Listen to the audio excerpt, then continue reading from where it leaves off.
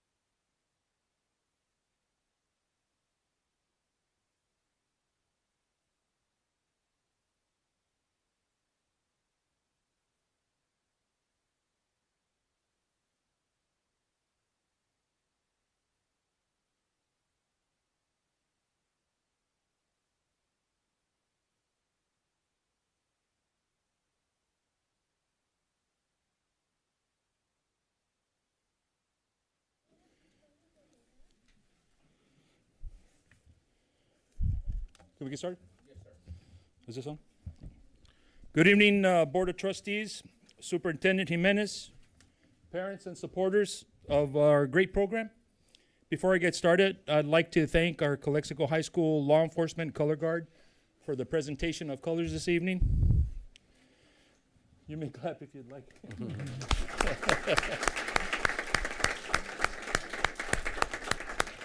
Thank you, all of you, for joining us today to celebrate this incredible accomplishments of our students in the Calexico High School Law Enforcement Program.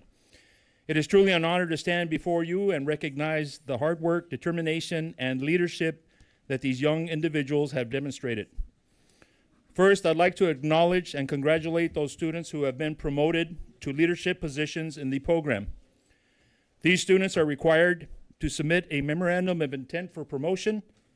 They took a extended written test, and they participated in oral interviews conducted by law enforcement officials, both local and federal.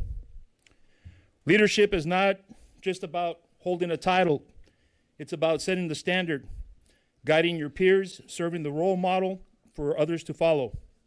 These students have consistently gone above and beyond, showing their integrity, discipline, and commitment to excellence. Their promotions are well-deserved, earned, and reflect the dedication of both personal growth and growth of our program. Let's take a moment to highlight our promoted students. So when I call your name, line it up here, okay? Corporal Alpha Berumen.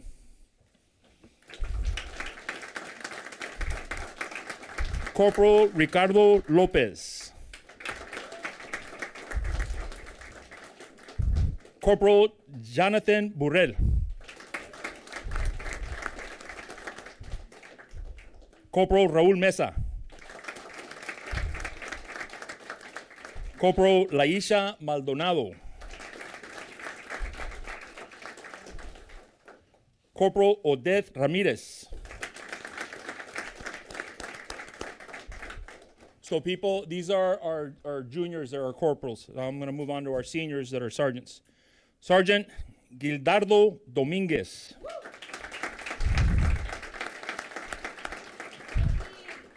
Sergeant Miguel Arroyo. Sergeant Norman Bradshaw. Sergeant Andrea Felix. Captain Alexa Chacon. And finally, Captain Paula Arizaga. Please help me in congratulating our corporals, sergeants, and captains. Thank you, Mr. Davies. And if I could ask the students to please stay there. We do have some certificates on behalf of our school board and Calexico Unified School District. And then also we'd like to take a picture with our Board of Trustees. Very good. Thank you.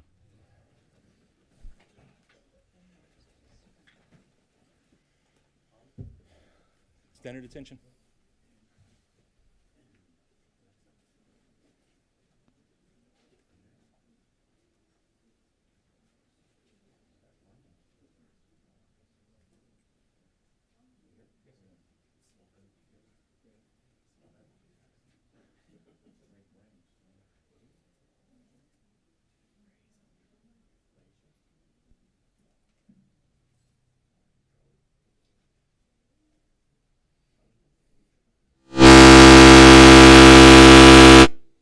Is that the bell?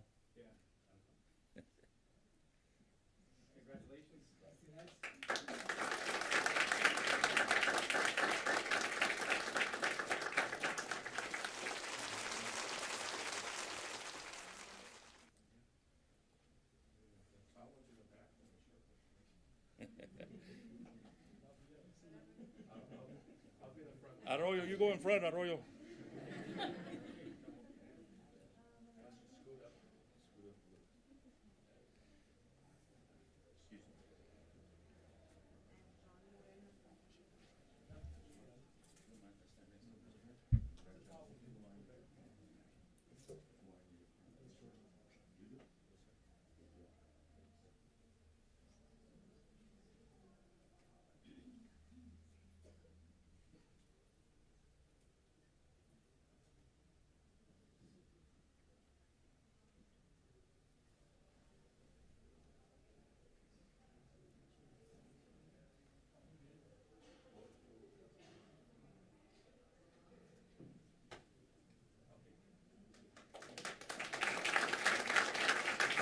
Go ahead and be seated.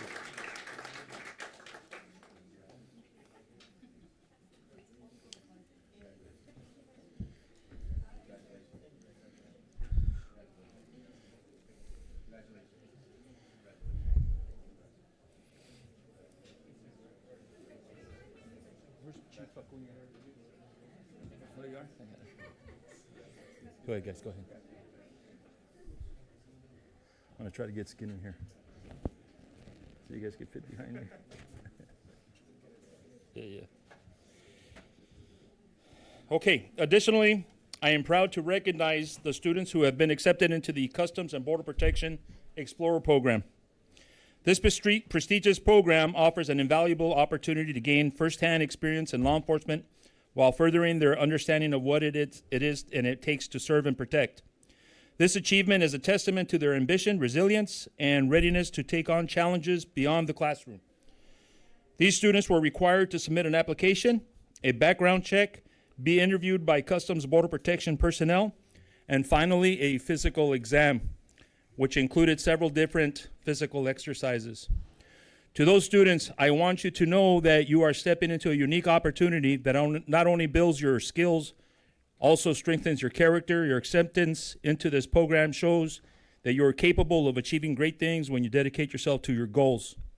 We welcome our guest advisor today, Customs Border Protection Chief Acuna.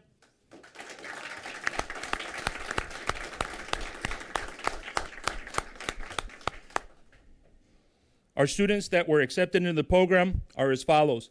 Please step forward when I call your name. Sergeant Miguel Arroyo. Sergeant Andrea Felix. Corporal Alpha Berumen. Esteban Gomez, Oscar Rivera,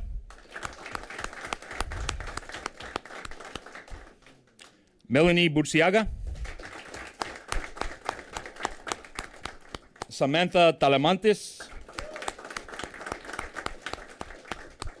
Martín Martínez, Carlos Moreno,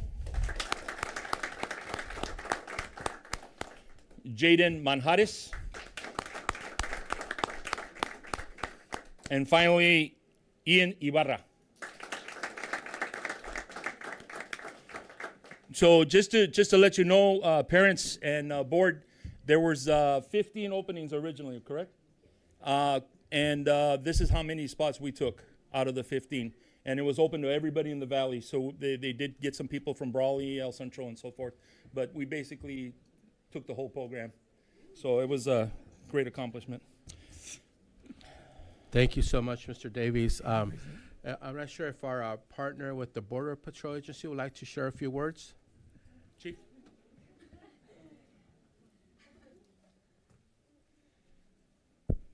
Thanks. Good evening, guys. I was not prepared to speak today. I was not asked. All I can say is I'm new to the program. I am learning as they're learning. We're hoping to make the best out of this program, and hopefully they're going to set the standard actually for all the upcoming classes that we have in the future. Right now, there was over 56 people who applied, as a matter of fact. They are 11 out of the 17 that we ended up taking at the end. And hopefully, we're hoping to keep the kids in the right path. And if it's not CBP that they go into, hopefully they go into some type of law enforcement, or anything that they gain out of this program is going to help them with any career. At the end of the day, we're trying to set that foundation of that leadership, the responsibility, organizational skills. It's not just law enforcement. We're trying to set them for a future, because they are our future. So I'm very excited to be a part of it and start it with them. And this is our first class, so good luck to you guys. Thank you, Chief. And Mr. Davies, we also have certificates. I got one more paragraph, sir. Absolutely, please. To all our students, remember that these achievements are not just milestones. They are stepping stones towards a future in law enforcement and public service. The lessons you learn here, discipline, integrity, and teamwork, and leadership, will lead you throughout your lives, no matter where your paths may lead. To the parents and guardians here today, thank you very much for your support and encouragement. I know it's a lot of extra work sometimes because of the uniforms and everything else. Your guidance has played a crucial role in your students' success, and we are grateful for your partnership in this journey. Congratulations once again to all of you. You make us proud, and we're excited to see what you will accomplish next. Keep striving for excellence. Never forget the impact you have on those around you. Thank you.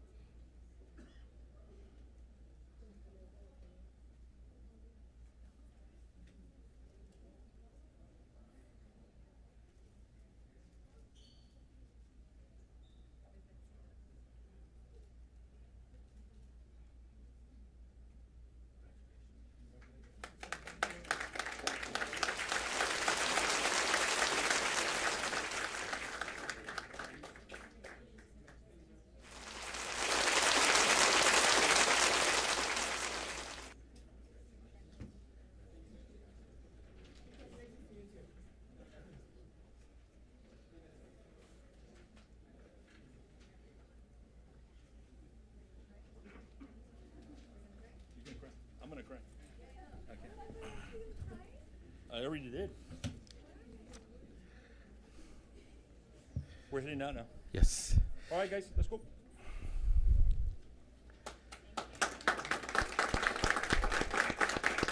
Color guard.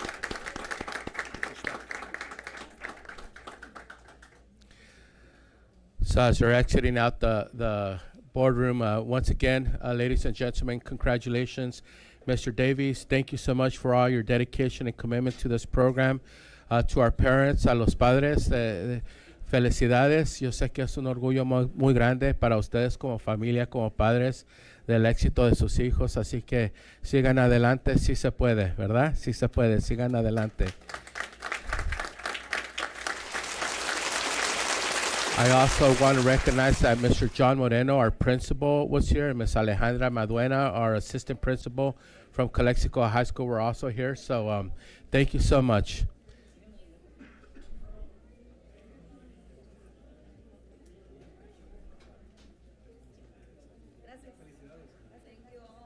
Thank you.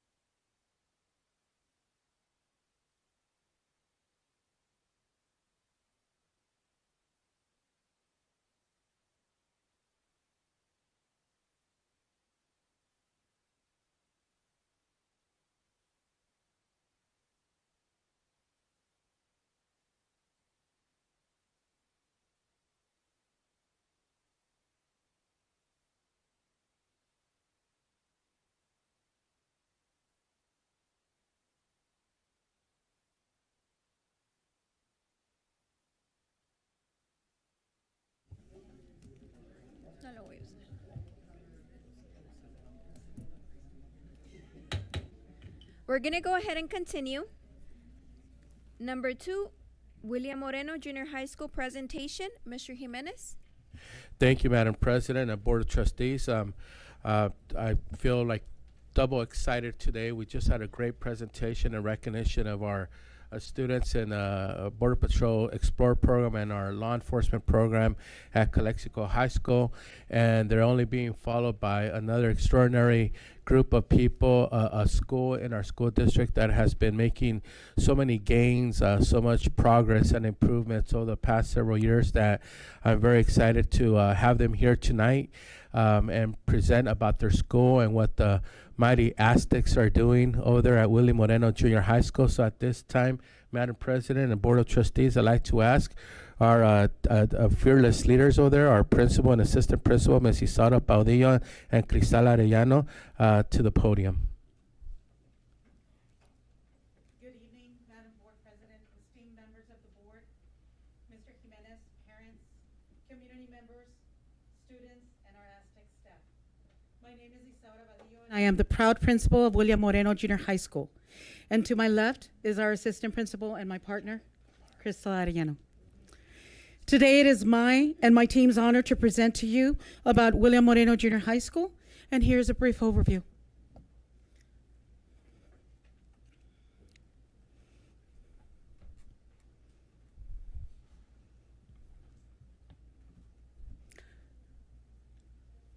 As soon as we begin.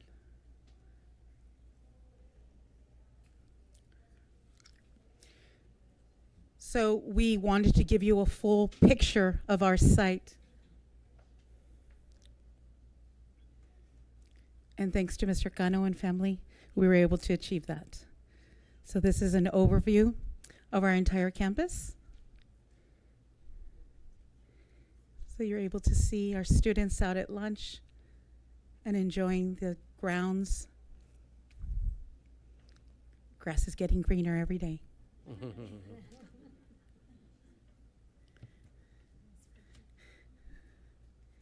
And so they're out there. The school was built 30 years ago.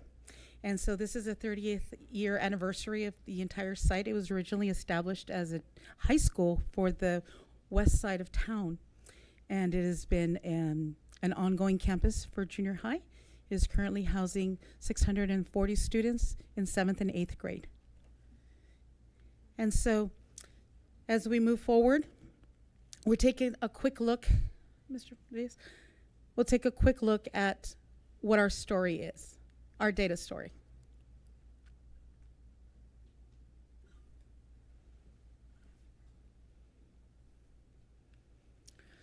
So, every year we make ongoing progress, and we're gonna go over our scores for SBEC. Our 7th and 8th grade have been increasing year in year from 22 to 23. And then our language arts has also shown positive growth of 11% in 7th and 8th grade. And our science has shown a 6% growth from one year to the next. I'm sorry, a 1% growth from 5 to 6% from year to year. So we are improving slowly but surely in all of the academic areas that are assessed. And this year, we are showing a lot of growth with the Orenda project and part of the curriculum alignment, the instructional level, and the student achievement. So I'd like to share with you some of the goals. This is how we did back in October of 2023. Same time frame for at the end of Unit 1.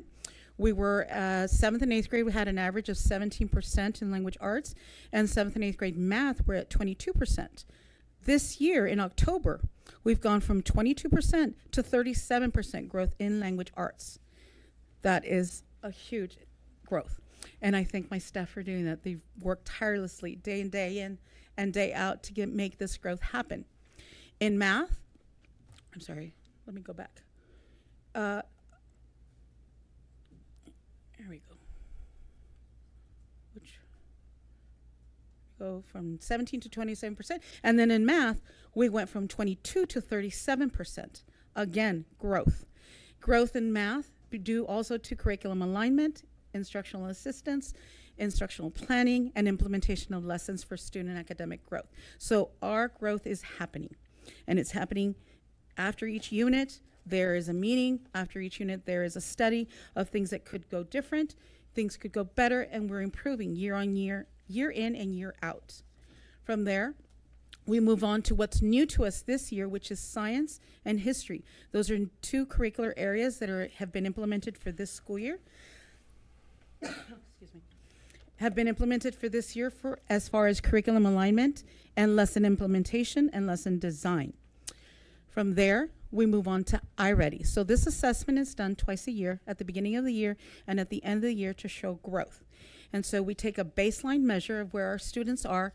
Last year, the fall of 2022, our 7th graders had only 9% of our entire student population of 7th grade on grade level.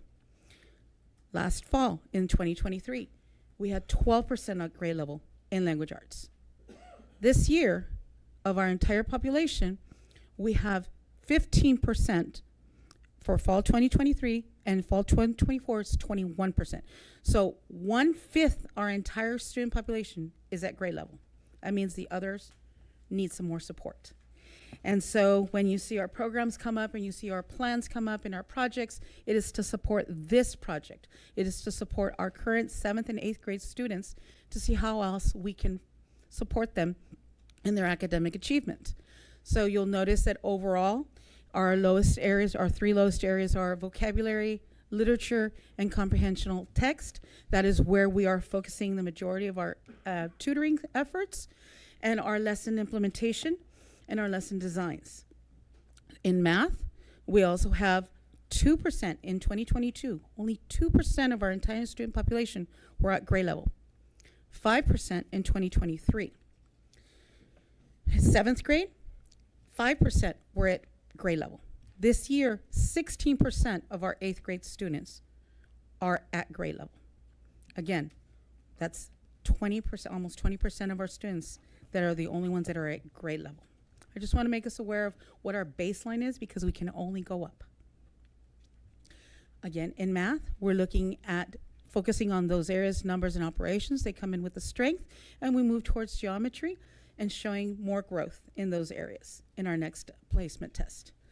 And I'd like to now pass it over to Ms. Mariela de la Fuente, who will be talking about, we'll be having different people presenting in different sections, and Ms. Mariela is our EL specialist. Thank you. Good afternoon, members of the board and community members. My name is Mariela de la Fuente, and I am the EL specialist at our site. I will be sharing some of our demographic data and services that we are offering our English language learners in an effort to promote language development. Oh, the big one. Oops, did it too fast, huh?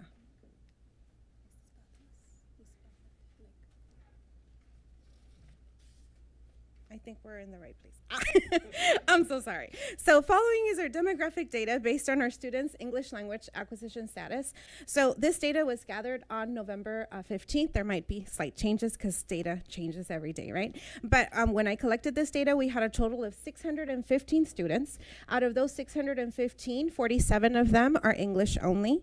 5% were initially fluent English proficient. 314 of them are English language learners. That is a 51% of our student population.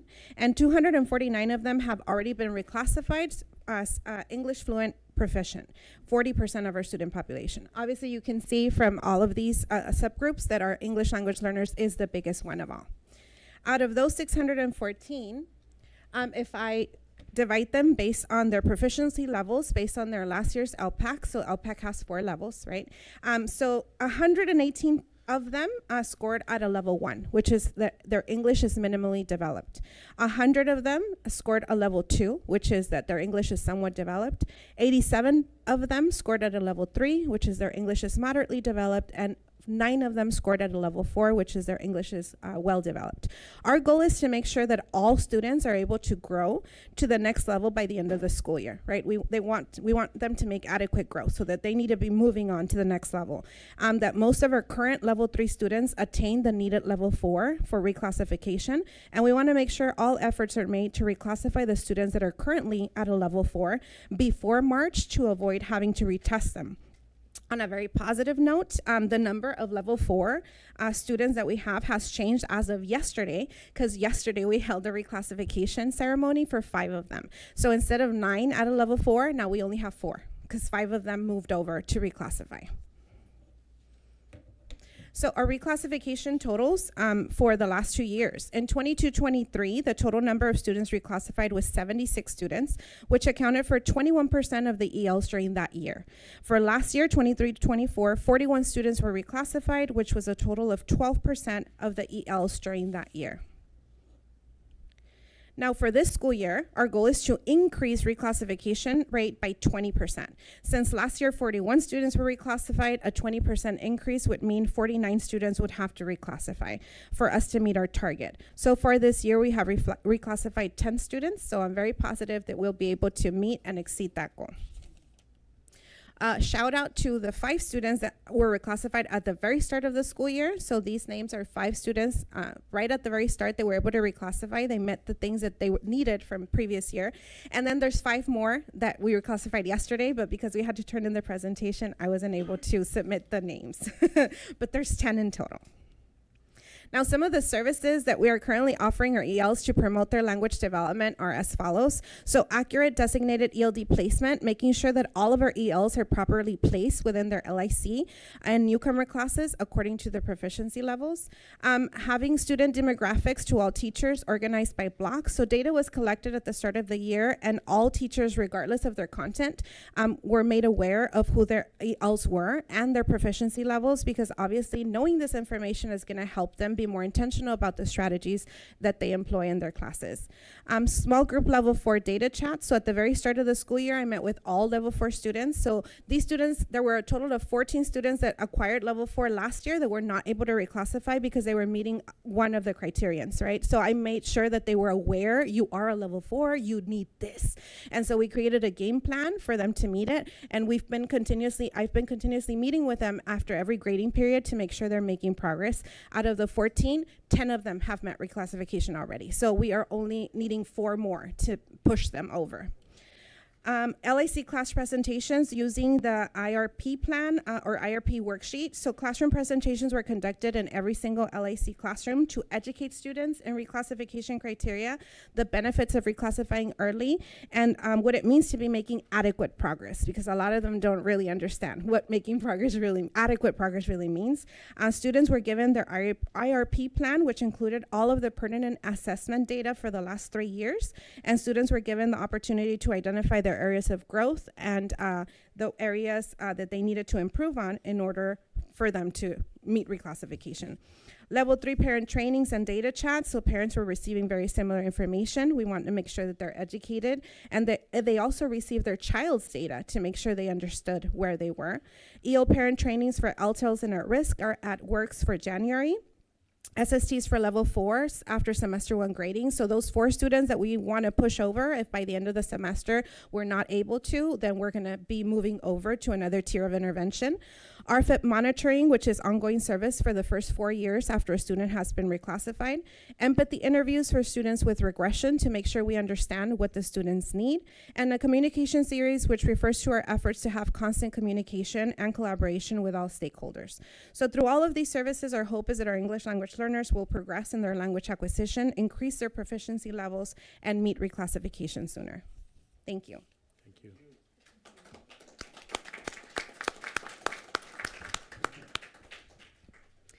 Good evening, members of the board and Superintendent Mr. Jimenez. As Ms. Badillo mentioned, I am Mrs. Arellano, the assistant principal at Moreno Junior High School. And I will be talking a little bit about what we are doing to increase student achievement at our site. So what we started doing last year is we started focusing on students and their GPAs and how can we create a plan to assist them to bring those grades up. So what we're currently doing at our site is we are holding after school tutorings. We are using our instructional assistants to hold small group instruction and interventions, and we're very strategic and very specific as to who we're calling in to tutoring. We're working with our counselors in targeting and analyzing the data for the GPAs, and we are focusing on the students that can make growth with the support. They can all make growth, but right now we're currently working on a specific group to analyze data at the end of 4 to 5 weeks. So if you could see in the first picture, we have tutors, IAs, that are supporting groups no more than 5 to 6 students in any intervention that they might need, any makeup assignments, having communication with teachers as to how we can support these students. We're also holding student study teams where we have the teachers give their feedback and provide a plan for these students that they can follow and then revisit within 6 to 8 weeks if needed. Our counselors are focusing on students below 2.0 GPAs, and from there, again, that's how we target these students to come and invite them to our tutoring. And then they have created an amazing tracker here to my right where they are focusing on the GPA. They are going into classrooms at the end of each grading period, but students are also encouraged to create a goal at the progress report line. And so this is something visible for them to see, how much do I need to grow? Is it only 1 point? Is it only 1 grade? Or where do I need to focus and have a plan moving forward? And moving on, our school-wide agreements are writing, student collaboration, and AVID strategies. So implementing these, we are hoping that we see an increase in student achievement. It's not in the slide because we just had this conversation earlier today with one of our counselors, but we were analyzing the data as one of our grading periods just ended, and we reflected on what that looked like last year as a comparison to this year. So last year we had an approximate number of 150 students below a 2.0 GPA. This year, between 7th and 8th, we have about 75 students and no more than 10 below a 1.0 GPA. So that number is getting smaller. So that is something to celebrate for our students. We want to go ahead and just share a few pictures of our classified team. They are a big part of our team. They make our school flow outside. They are a support system. They are there rain or shine. As you can see, our proctor team in the first picture, they're always hands-on, offering their help. We have our tech support, our proctor team engaging with students. They're always ready to celebrate and ready to make sure that our site is safe. Moving on to our certificated staff, just a few pictures that we share on school spirit, having them collaborate with our students see what they do on campus. So a couple of spirit days, our AVID trainings, a lot of spirit here for Thanksgiving coming up. And so we wanted to share as well our parent picnic. I will share a couple of slides in a few minutes, but I would like to introduce our counseling team.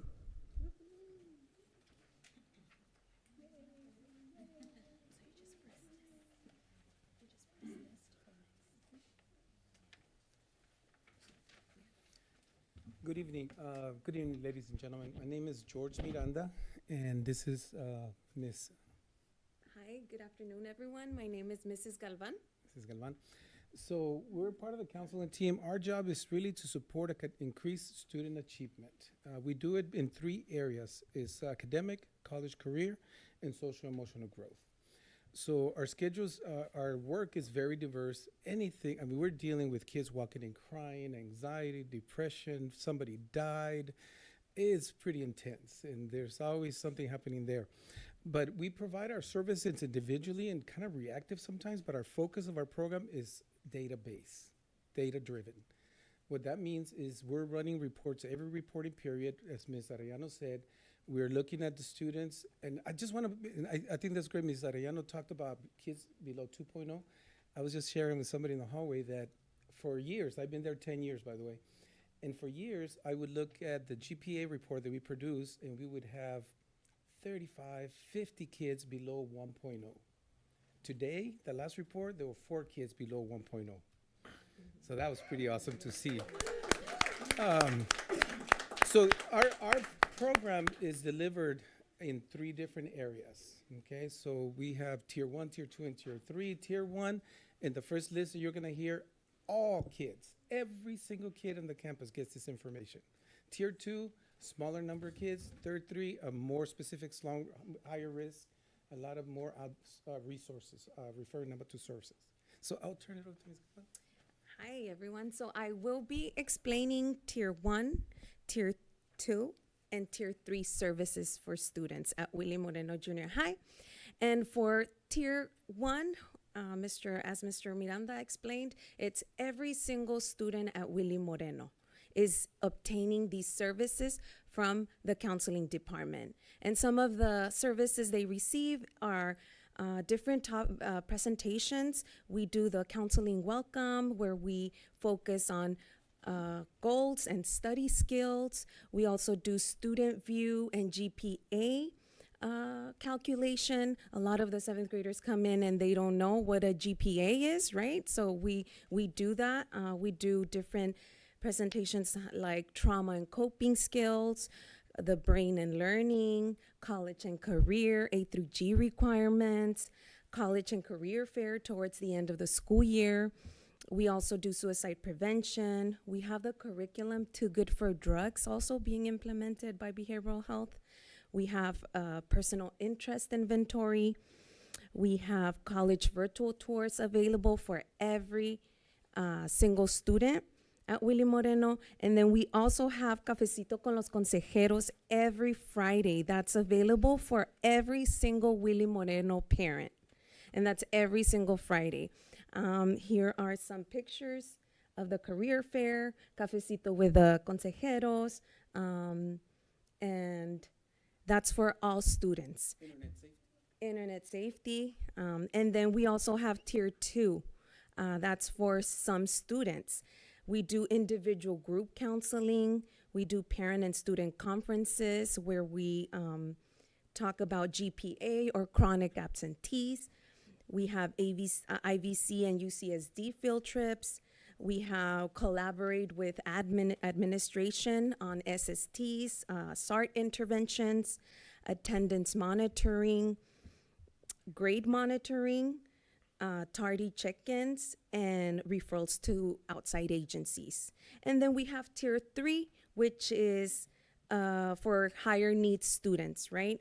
These are just few students. They get crisis intervention services from the counselors. We also do check-ins with students that have come back from suspension. And then we also do outside agency referrals. The Willy Moreno counseling program continues to evolve based on trends and needs of every single student, staff, or family member.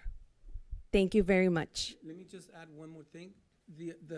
We've worked really hard to develop partnerships with community agencies, and we have a lot of agencies that come in and provide a lot of support. Thank you.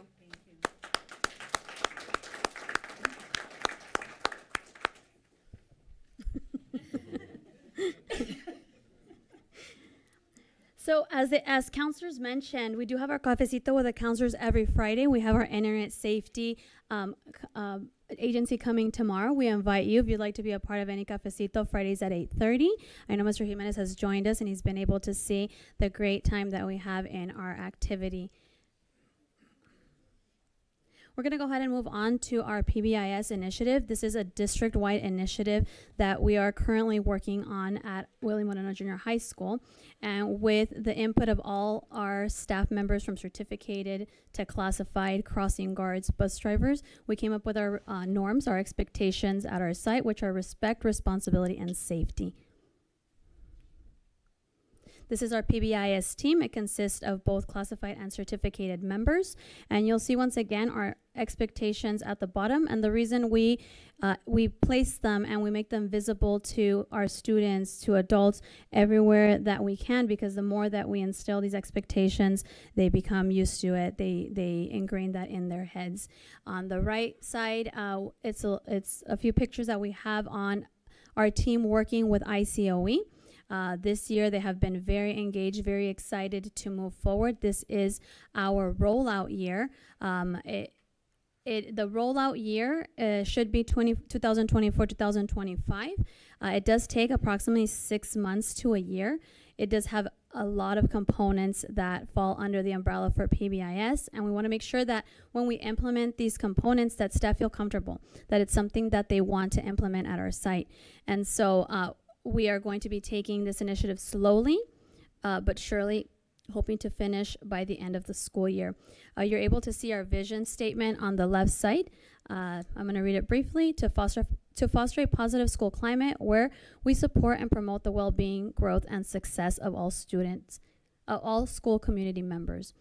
When we are ready to roll out completely to students and we ensure that staff is fully aware of how to implement every component, we will be asking for the support of ASB and planning a pep rally for our students.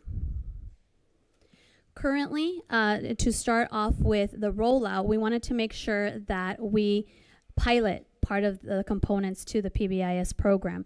We want to see what works and what didn't work so that we can go ahead and make adjustments before we roll it out to our staff. So the PBIS team, what they're doing is they're rolling out and they're piloting the reinforcement tickets and teaching the expectations, as you can see on our posters on the left side, on classroom expectations on how to be respectful, responsible, and safe in the classroom. They are giving reinforcement tickets when they are noticing a student follow an expectation, and you're able to see our ticket here on the lower right corner. And ASB is promoting the expectation on a daily basis through our bulletin. Like I mentioned, the more the students hear it, the more they become familiar with these expectations. Moving on to our attendance. Attendance matters, and this is also a district-wide initiative that we are following at Willie Moreno. We promote school-wide attendance campaign where students are recognized on a weekly basis. So we run data every Thursday on our attendance and who has been at our site for the entire week, not just present, but on time through every period of the day. 5 students are recognized. On Fridays, we select names. On Monday, we call students out through the intercom using our ASB students that share the bulletin. And students are asked to come to discipline office. We don't want the discipline office just to be known as the place where they go when they get in trouble, right? We are there to support as well. We are there to help students and listen to them. And so students are called in and they come in asking, well, why am I here, right? And we celebrate them. We celebrate their attendance and the goals and the gains that they've made. So we do give them a small trinket just for their accomplishment. But at the end, all tickets go into a big bin where we have an end of the semester, end of the year raffle.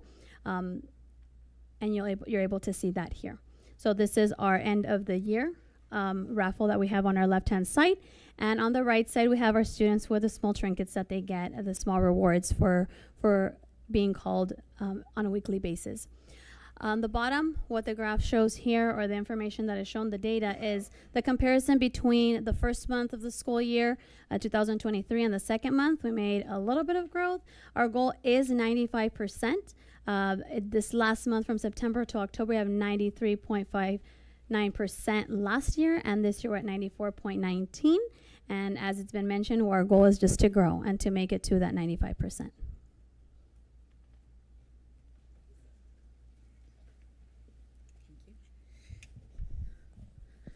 And now we move on to the next section, which is why we're here, our classes. And so I'd like to invite some of our students to come up because they will be presenting on some of these sections. And can I please have Ms. Ruby Yoder, Israel Castro, Fernando Wong, and Ivana Villarreal. Please join me.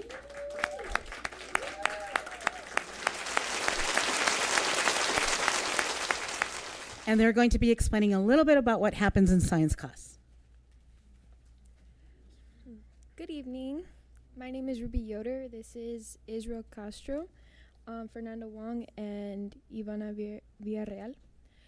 We are supposed to have our poster, but unfortunately, it's not with us at the moment. So we'll improvise. Yes, we will improvise. I have it on my phone. I'm sorry.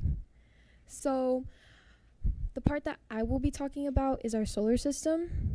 The first question is, what causes the stars to orbit within the galaxy? The answer to that would be the gravitational pull. The next question is, why does the Earth orbit the sun? The sun's gravity keeps the planets in their orbits, and nothing else in their solar system is strong enough to stop them. The last question is, what keeps the solar system together? And that would be the sun's gravitational force. Next will be Israel. Good evening. I will be presenting about how magnets attract and repel each other. Sadly, since we don't have our poster, I can't show you the image we created, but in the image there was 2 magnets attracting and repelling each other You could assess whether a magnet will repel or attract each other based on the locations of the north and south poles. Next, I will pass you to my classmate, Ivana Villarreal. Hello, I will be talking about electromagnets and a solenoid. An electromagnet is a magnet that runs on electricity. An electromagnet has four main parts: an iron core, a wire, a battery, and a solenoid. A solenoid is a coil of wire that has a current running through it.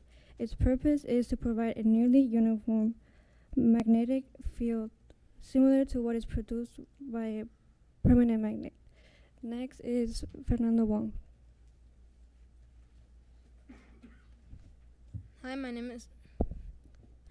is Fernando Wong, and I'll be saying 3 examples of non-contact forces and contact forces.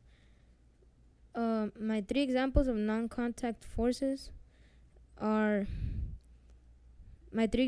contact forces are friction, tension, and normal force. My examples of non-contact forces are gravity, electromagnetic, and gravitational force. And that is the end of our presentation. Thank you for taking the time to listen to our presentation. Thank you. And now we'd like to share a brief video of an experiment that took place inside one of the classrooms. This is our 8th grade class. So the emphasis with having the classes in these labs is that they have a lot of hands-on experiences. And thanks to our science teaching team, we're coming strong in with science. So this was a baking soda. It was a chemical reaction, baking soda and vinegar. And the kids were excited to see the reactions happening. Mr. Samano was not very happy, but it was okay. It was okay. The kids had a lot of fun. It was a lot of fun. So they put the baking soda inside the bottle, and then so the gases that it created, change in state, caused the balloon to inflate. Thank you, Mr. Reyes. There's one more. And then we have, once again, Anthony Alvarez presenting on solar system.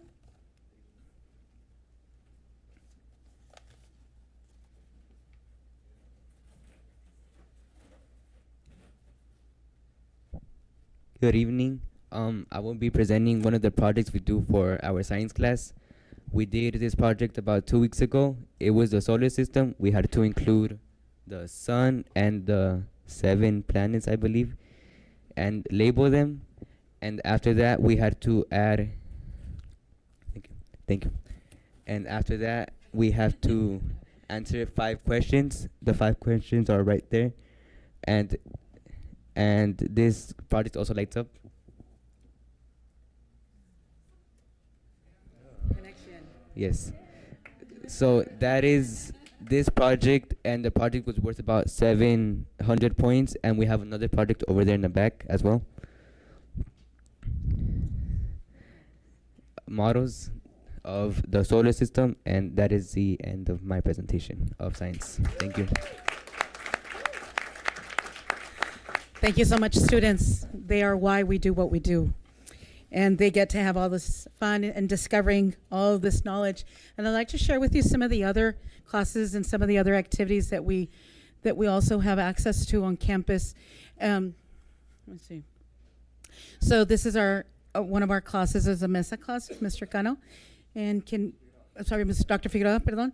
Sorry, went to STEM. Sorry. Can we go ahead and play that? Let's see. So students were expected to program robots, and you know what? It's not playing, but there's a whole video in that section where the students program the robots. There was a competition. They go out, and then they compete at the county level. And so we do site-wide competitions, and then we do county-wide competitions also. And then we move on to our next class.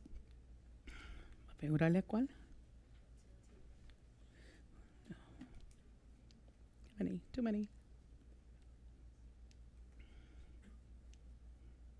One more.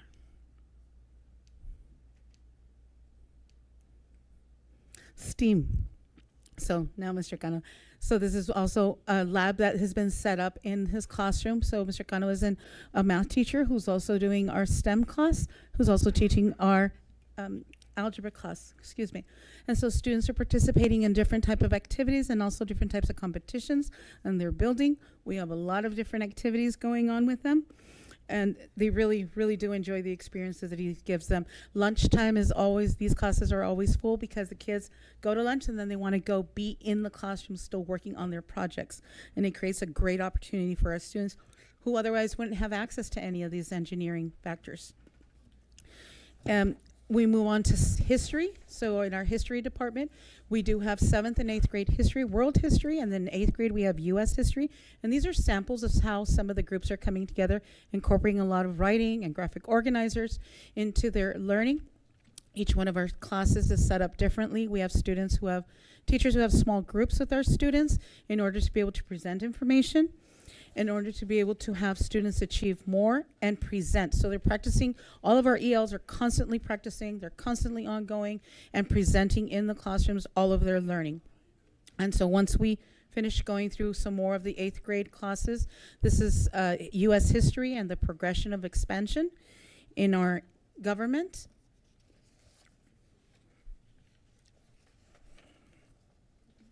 I think it's stuck. One more. And then we go into our PE program. So our students are assessed through the state test in physical education. This is just an overview of one of the activities that happens in preparation for these tests. And we can't hear it. But in the video, you would hear a student. There's this font underneath. And so those will be showing you what part of the program is. So this is an obstacle course that students are running every Tuesday. So they do have agility drills and pacer laps, and then we have our teaching staff out there, and they're using all the equipment. Mm-hmm.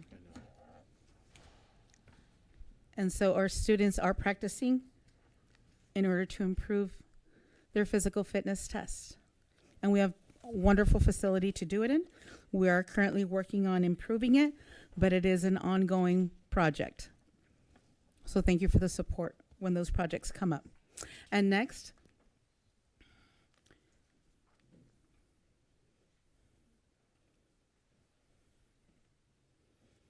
the next portion of it is our ASB, and I'd like to invite some of our students to come up and present their portion. Good evening again. Good evening again. My name is Anthony Alvarez, and I am the ASB secretary. My name is Ruby Yoder, and I'm ASB president. My name is Eduardo Quintero, and I am the ASB School Site Council representative. And so part of the activities that our students are participating in, you would have been able to watch there. But their video is, they keep our students informed. They have weekly, here we go, our news bulletins happen every day.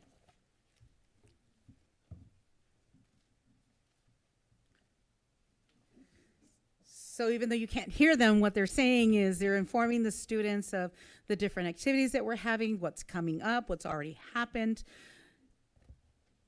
And so they're very, very active portion of our site. And every day we have our Pledge of Allegiance run through our ASB student announcement. And almost every other week we have some kind of activity. Is there anything else you want to share? Well, that's what you would have heard them. You would have heard them talking about it. So all of our videos are also shared on social media. They're shared out through Google Classroom. They're shared out through different types. Anything that we can get the word out, it's been shared out. And so this is just one example of the different types of activities that our wonderful ASB students participate in. Thank you, guys.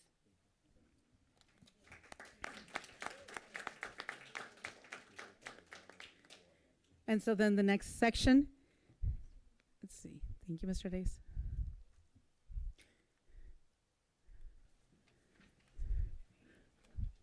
So this next section is our new program to our site. We were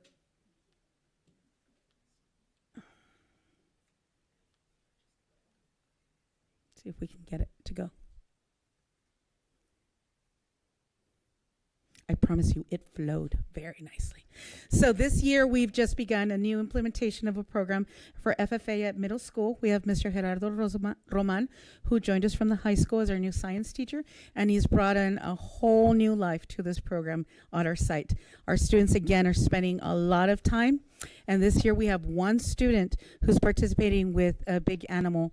And so I'd like to invite our FFA team to please come up. Come on up.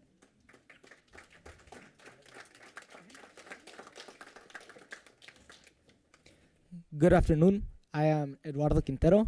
I am the middle school FFA president. And some activities that we have done is we've gone to conferences. One of the conferences we've gone to is going to a Discovery Leadership conference. We got to learn about some FFA uniform that we got to wear, like our FFA jackets, what FFA stands for, and why we represent, why we have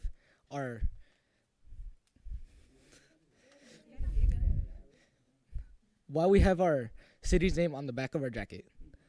And I would like to have a high school student come and show that he was a part of this. Hello, good evening. My name is Alan Hernandez. I am a William Moreno alumni and a former ASB student. I am a part of the FFA, and I am currently housing an animal over at the main campus, Calexico. And in FFA, we do a lot of activities. We go to competitions. As Eduardo mentioned, we have conferences. We have a lot of field trips. And also, you have an opportunity to have animals over at the farm, or you could have small animals as well. And so we'd like to now invite our FFA team to do their opening act. Thank you. Ceremony.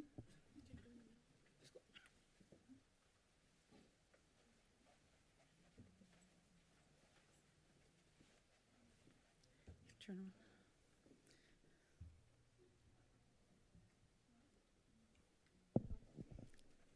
Eduardo, turn around to look at them.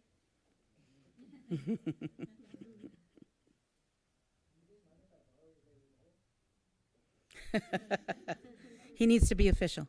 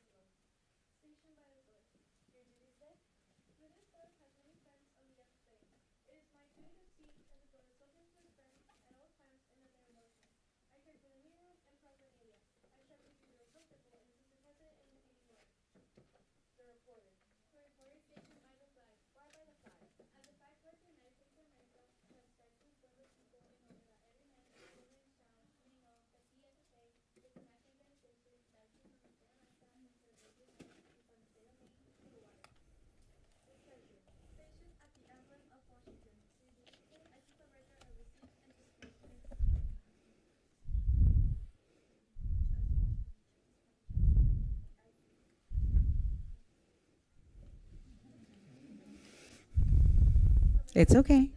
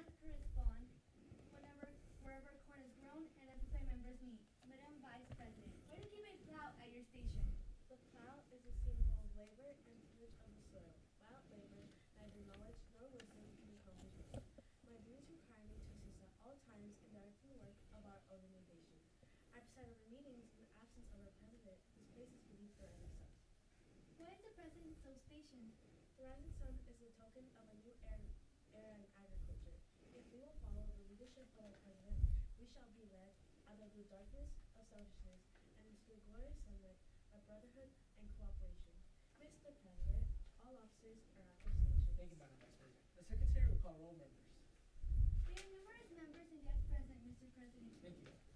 FFA members, why are we here? To practice brotherhood, honor agricultural opportunities and responsibilities, and develop those qualities of leadership which an FFA member should possess. May we accomplish our purposes, I now declare this meeting of the Calexico FFA duly open to the transaction of business, courteous to everyone, and above all honest and fair in the game of life. Fellow members and guests, join me in the salute to our flag. I pledge allegiance to the flag of the United States of America and to the republic for which it stands, one nation, under God, indivisible, with liberty and justice for all. I now declare this meeting adjourned.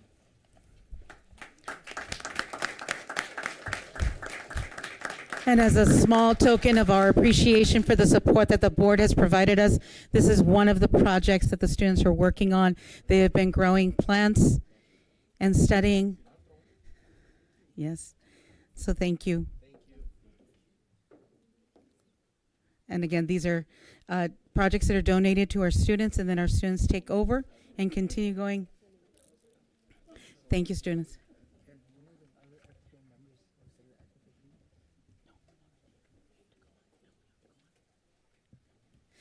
All right, and so then I want to thank Mr. Roman for all of the extra work and all of our support staff that has been put into making sure that our students are ready. They are nervous, but they did a great job. So thank you. In continuation, I'd like to share with you that some of the different strategies that our students are using in math. They have line models. They have different types of different competitions that they go to. Last year, we took 2 teams to compete at the county, and this year, I believe that we have 2 more new teams that being assembled right now to move on to the next team. 5 teams, sorry, 5 team update. There's 5 teams that are now going to be going to our ICOE math competition, and we plan to place, and we will place high. So thank you to our entire math department for putting in those extra hours and volunteering their time to make our students, help our students succeed. Moving on to our next department is AVID, and AVID is a district-wide initiative, and I'd like to invite some of our students and our AVID coordinator to come up and share with you. Yes, AVID team, the entire AVID team. I'm gonna say. Okay, who's gonna do? Click forward with this. Well, I don't click it yet. Oh yeah. That's it. Okay, I'm not even gonna pretend I'm taller than I actually am. Here we go. All right, good evening, members of the board and Superintendent Mr. Jimenez. AVID is a program that is near and dear to my heart. I've been teaching AVID now for like over 25 years. So instead of hearing from me, after I introduce my wonderful team, we're gonna have 2 AVID members, students right now at the site, do all the talking for us. So I'm Rosalie Carrillo. I am the AVID coordinator at our site and AVID 7 and AVID 7 Excel teacher. Hi, I'm Marty Guillen. I am an AVID 7 teacher, ASB director, ELA teacher, and just so you know, those videos were made by my ASB students. I'm very disappointed that you couldn't hear them. The PE, the FFA, and our ASB one. So, yeah, that's all for now. Good evening. My name is Pablo Macias, and I am an AVID 8 teacher and ELA 7th grade teacher. Good evening. My name is Rodrigo Figueroa, and I am AVID 8, Mesa 7, and what else I teach? Forgot what what else I teach? It's been a long And day. math 7, and it's been a long day. So. And we do have one AVID teacher that wasn't able to make it, so Ms. Eva Benitez, she teaches AVID 8 Excel. And the 2 students that are going to be speaking have been in AVID for 2 years, Ruby Yoder and Anthony Alvarez. Good evening. I was already introduced. I was as well. So our AVID teachers have already been introduced. There's a picture right there of our AVID tutors, and here are some pictures of guest speakers as well as AVID Family Night.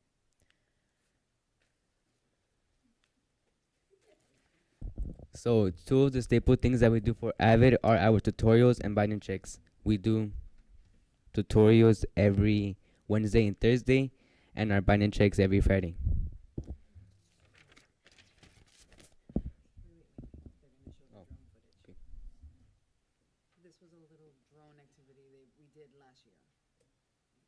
Remember when you guys filled wicker? I do remember that. Bring in wicker. It was really cool with music and everything. Yeah, Really, really cool. imagine, really. Yes. Willie Moreno band playing. There Yes, you go. playing There you go. the drum line in the back.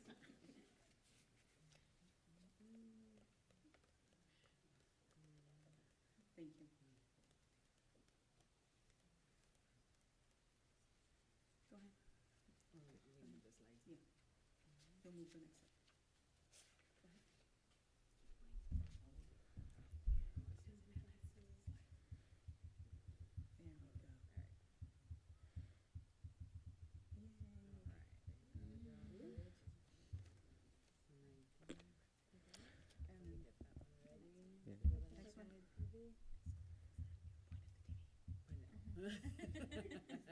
Next one. Next one. Okay.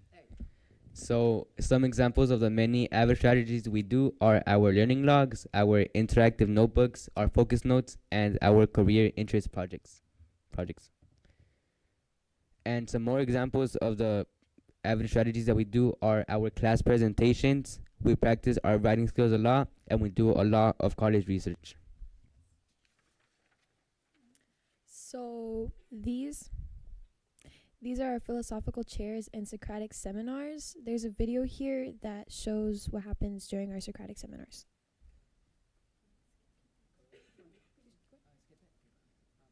Yeah, no, skip it.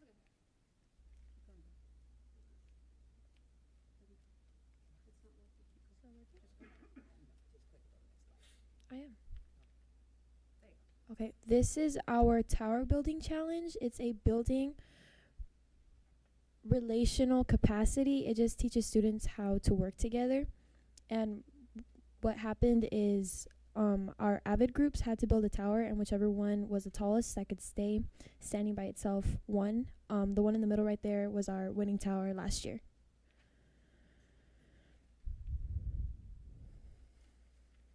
And lastly, these are pictures of the class field trips that we took to colleges and universities.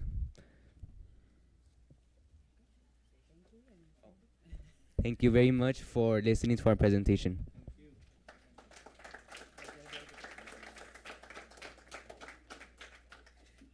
All right, and again, it's because they have the support from you, the board, that our students are able to participate in all these wonderful activities. Our language and content classes are support classes for our EL students. And when students are reclassified, as Mariela was explaining earlier, then once they reclassify, they've met the status of being almost a native English speaker. And so students are no longer necessary, it is no longer necessary for students to take these language and content classes. So it opens up to other opportunities for them to take other coursework that will develop their career. And so some of these activities are online. They have a lot of manipulatives. We have a lot of small group instruction. Our students are constantly speaking and constantly presenting in different types of modalities, so they're able to present academic language in different scenarios. So then I'd like to invite our 7th grade teacher, Mr. Macias, to discuss a little bit about the projects and activities in a regular language arts class. Okay, thank you. And these images highlight the engaging projects our 7th and 8th grade ELA students create. After reading key texts, these dynamic assessments align with unit key standards, reinforcing critical thinking, reading comprehension, and writing skills. Through creative tasks like storyboards, social media profiles, students demonstrate their understanding in fun, modern ways, fostering deeper connections to literature and keeping them motivated. So we have more. This is for 8th grade. And this is another one for 8th grade as well. Thank you, Mr. Macias, and our 7th and 8th grade language arts team. And so now we move, into Sparks, some of the activities that happen after school. And I'd like to invite Mrs. Meralda Garcia to please share with us. Good evening, board president, board members, Mr. Jimenez. Esmeralda Garcia, I'm the director of expanded learning. Mostly, I'm gonna pass the mic over to Mr. Cano. I just wanna really praise Willie Moreno for their partnership with us. Because of their partnership, Willy Moreno has been able to extend the day with a variety of activities. So I'll pass the mic over to Mr. Cano. Hello, good afternoon, board. Good afternoon, Mr. Jimenez. So I'm gonna talk about a little bit what we do about in Sparks. So I am a math teacher, I am an algebra 1 teacher in STEM, but I also love helping Sparks. They've been able to provide a lot to the, not only the students at Willy, but just the community in general, right? So a little bit about Sparks. Sparks has been providing makerspaces to all schools, or most of the schools. Most schools should have a makerspace already.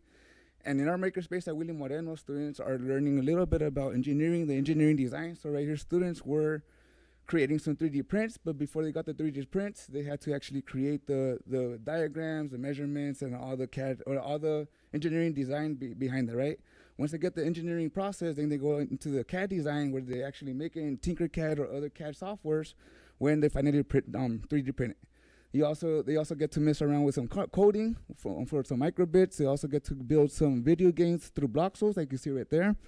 And that's all done in the makerspace that Sparks does have. So it is not, it's about 75% functioning. The Sparks makerspace, it still has to be finished, but right here, you can see some 3D prints that they've been working on. They kind of wanted to make a little kind of ID name tag, but they kind of glued it, but it didn't come out as nice, but they're working with their design. I apologize, I barely could hear the mic. Okay. So right here, they're also working in the cafeteria. You can see also students learning Japanese. So Mr. Neri, he knows Japanese, so he's been giving lessons in Japanese, also Chinese, Korean, so he does know a couple of languages, right? Also right here, you could also see Miss, who is that? Seriously? Thinkfield Reed? Miss Ceballos, Miss Silva, and then also Miss Roma right here. And right here we give them some awards also.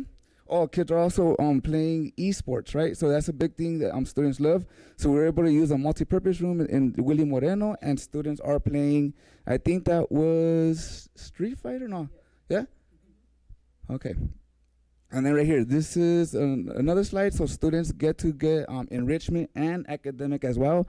So you can see students had a little bit of Thinkfield Read. So right here, this is an amazing reader, right? This is a 7th grader. She weighs about 75 pounds, and she's squatting 90 pounds, right? She did it for 7 times, right? So she had the bell, everything safely. So yeah, that was amazing. It's 90 pounds as a 75 pound girl. Right, so right here we also got yoga. We also have implementation of ballet. We also have conditioning. So this is all done through different tutors that Sparks have. But with the help of Ms.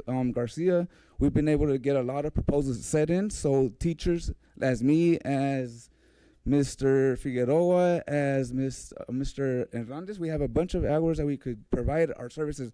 Not only as tutoring, for tutoring, we have science tutoring, math tutoring, English tutoring, and we have weightlifting. All provided through teachers at Willy Moreno. And then let me go over, okay? Yes, thank you, appreciate it.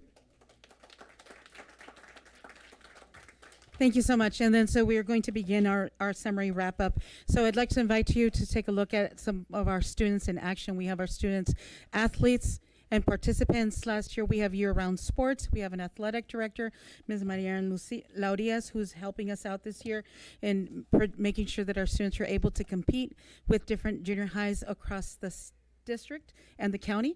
And then we also have different multicultural events. I'd like to invite Ms. Denise Ramirez to come up and help. She just led one of our biggest events, which is the Dia de los Muertos. So if you can share with that. Hi, thank you. This is our second annual Dia de los Muertos event that we host at Willy Moreno. We had around 60 participants, students. Mainly it was ASB, our band student, some of our band students, and also like just student volunteers. We also had like our food services that this year that provided tamales and hot chocolate. And it was an amazing event. And we also have other events at the library. So the library is always packed and it's always full of fun. So we not only have reading, but we also have games, and we also have like the vending machine in there. So it's like full of opportunities and really, really fun to meet. Thank you, Ms. Ramirez, for all the wonderful time that you've spent and volunteer with our students. And now I'd like to invite Ms. Quintero to come up. She is our school site council president. She's going to share a couple of words.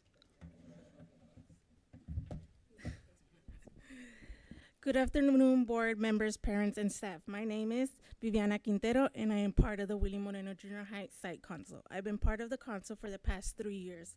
Our focus has been to improve the quality and the environment in which staff, faculty, and parents, and mostly importantly our students feel they matter, since they're the reason that we're here today. Thank you. And so one of the things we like to share is that during our award assemblies, we literally have standing room only. And we're very, very proud of that, because our students are being seen as successes. They're not just another number. They're there. Their parents are there. Our parents, when we have parent picnics, we have over 300 parents, grandparents, family members that come and provide and spend time and effort with their students during our parent picnics. So we invite you, when you hear about them happening, come on over, because they do happen and they do have a lot of fun. On our trainings, we have ongoing parent trainings, and they do participate in both site and district-wide trainings. And then now we're going to move on to our community schools. So William Moreno Junior High School applied and was the recipient of a Year 1 grant. And so we are identified as a community school, which means that we bring a mini family resource center to our site. And we have 3 main goals that our committee wanted to move forward with, which is a care coordination of services, which is the needs that the families are bringing into our community, our school community. So whether it's housing, living needs, academic needs, social emotional needs, we are there to provide support for those. We are also there, our second goal was to provide access to mental, physical, social, emotional health services. And our third goal was to also provide support for academic success for both students and families. It's a full circle. It has to be part of the community. We are not a standalone society. We need every single person to do their part.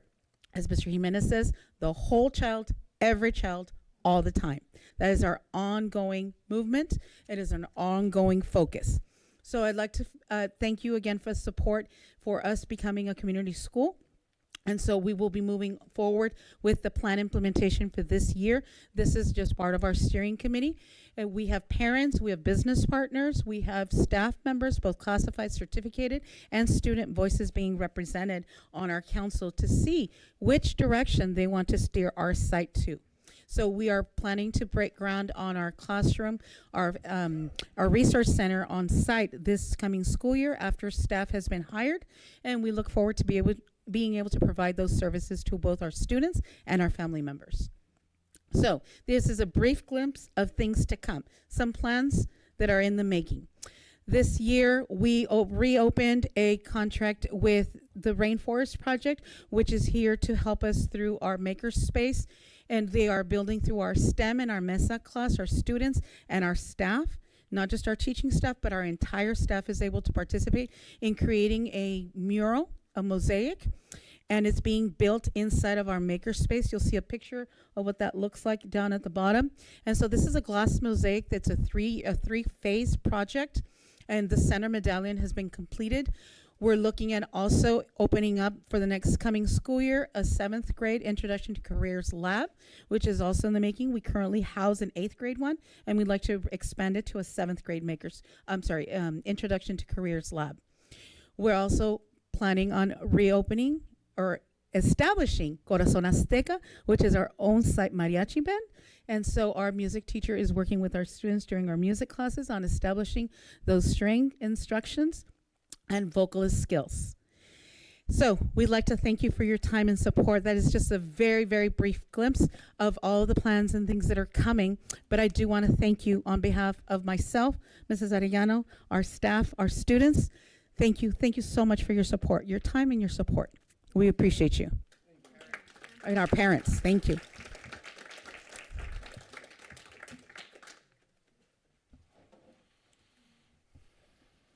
Mr. Jimenez, I pass it on to you. Thank you very much. So I wanna thank Willie Moreno, our staff, our students. You guys did a wonderful job, and even though you didn't have your poster with you, you improvised, you were flexible, you didn't give up, you didn't quit, and you guys did a great job. And that's what life is all about. Life is just about picking yourselves back up. Not everything's going to be perfect all of the time, but you just keep moving forward. You don't give up on yourselves. You keep believing on yourselves. I know there was a slight glitch and someone forgot their line during the FFA meeting, and that's okay. That happens to me. It happens to all of us. The most important part is you just keep going. You don't give up. You keep trying your best. You keep working hard, and everything's going to work out. So thank you to all of the staff, all of our teachers, our classified employees, our parents, and our students from Willie Moreno. You guys did a beautiful job with our boards, not only in the back, but I think you're the first school that also expanded behind me. Yes, I heard that. I heard that you wanted to plaster the whole board with stuff.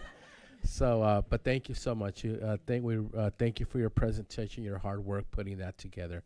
So, Madam President, we're ready to go to G2. Any comments from the board? Just a great presentation. FFA, amazing job. I know it's hard, but that's just something you're going to carry on to the next level in your futures, whatever you guys decide to do. But all the presentations were great. Actually, everything that got shown, even some of the videos, even though you couldn't hear them, but we could read, stuff like that. So, I mean, you could tell that they were there. I could just imagine what music was playing on some of the stuff, especially for AVID, when the AC/DC stuff came on. So, amazing shirts. I like the AVID shirts and stuff like that. But, thank you guys for your presentations. Amazing job, everybody. Thank you. Yeah, no, I just want to thank everybody that came in and did the presentation. I think one of the greatest things is that the kids, they came in to do their presentations. A lot of times we don't look at how well groomed they are, but your kids are good presenters, right? Which just kind of tells us that a lot of the focus in the school is to improve each and every one of the children that go to that school. I really like that, some of the things that I heard was the improvement, growth, curriculum alignment, increased GPA achievement, data-driven systems, reward and reinforcement program and services, and then looking at things in the community, after-school programming, how you guys are kind of aligning. Some of the heart of the teachers came through, like Mr. Cano, right? Volunteering for certain things in the after-school program, and all that is really important for the services that we provide for our students. It's important for their growth. It maintains them tied with the school, but also allows them to continue to grow. And I really love the GPA part, where we're not trying to leave anybody behind, and on the low grade. So you guys are doing a terrific job and great presentations. Thank you. Just want to share that I want to thank the staff for working after hours and after school with the Sparks. And I think it's very difficult to have staff members stay and work with the students and tutor and show and continue working with curriculum and the math that's going on, and even the weight classes. All that is extracurricular, so you're putting enough time and energy after school, and that says a lot for the site. So congratulations. I don't see too many teachers doing that, so I want to commend you for doing that. Ms. Badillo, thank you again for your presentation. Thank your staff and your students for being here tonight and showcasing your school. We've been there a couple of times. My only question, who's going to make the menudo this weekend? Because I already have the cilantro. Again, thank you, FFA. I was in FFA for 4 years. I had animals. I had everything. It's good to see that it's still going and it's going strong in our district. So, again, thank you for your presentation. Thank you. Thank you. Thank you, everyone. Thank you, Mrs. Vadillo, and thank you all your team. I've been hearing and looking at the students on FFA. I'm an FFA parent, and I'm still learning, trying to figure out, but all the presentations were awesome. We're going to go ahead and move forward with number 3 and number 4. Willie Moreno Junior High School Classified Employee and Certificated Employee Excellent Award. Mr. Jimenez? Thank you, President Magallanes. So I'd like to continue the very well-earned and deserved recognition of the work and dedication, commitment, and passion that's taking place throughout Calexico Unified School District, and tonight in particular at Willie Moreno Junior High School, and present to our community our Classified and Certificated Employee Excellence Award. So I'm going to share a few words about them, but while I'm talking about them, I'm going to put them on the spotlight and have them stand in front of you. So they're here. Come so on, Ms. Marty. Come on, Mr. Samano. Come on. I'd like to ask, no, Marty, Miss Marty Guillen, right in front. We have Miss Marta Guillen and Mr. Isaias Samano. And I'll start with Miss Marta Guillen. Ms. Guillen is an outstanding teacher whose dedication to both her students and the school community is truly exceptional. Her ability to build positive relationships and provide unwavering support makes a lasting impact. Ms. Guillen exemplifies the value of our school through her hard work and passion for student success. Known as the Lady of Many Hats, she effortlessly balances numerous responsibilities, always finding time to assist with last-minute requests that moves our school forward. Ms. Guillen is a true model of excellence, embodying the belief that the sky is the limit. We are incredibly grateful for her contributions and the positive influence she has on our school. Thank you for all that you do for our students and our school family. Ms. Marty Guillen, ladies and gentlemen.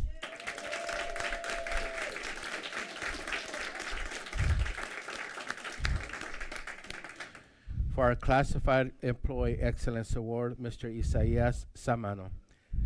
Mr. Samano is an exceptional custodian who consistently goes above and beyond to ensure the needs of the school are met. His quick response to any request, regardless of whether it's part of his official duties, demonstrates his dedication and willingness to help others. Mr. Samano selflessly often means to go. He goes the extra mile without expecting anything but a thank you. He is highly respected by both students and staff for his hard work and positive attitude. With great pride, he maintains the campus, always ensuring it looks its best for everyone. Thank you, Mr. Samano, for truly standing out as a valued member of our school community. Mr. Samano.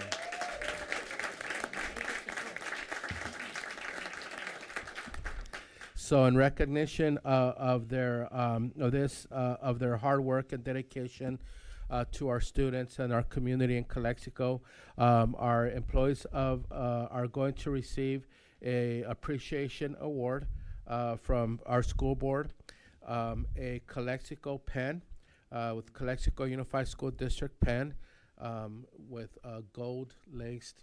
No, I'm just kidding. And then the Historia de Calexico in Spanish and English, the history of Calexico, written by a local author, Ms. Yolanda Sanchez, which is just an incredibly beautiful book. I've already read this, and I recommend it to everybody. All of our libraries have this book for checkout, by the way. So thank you so much. At this time, we'd like to take a picture with the school board.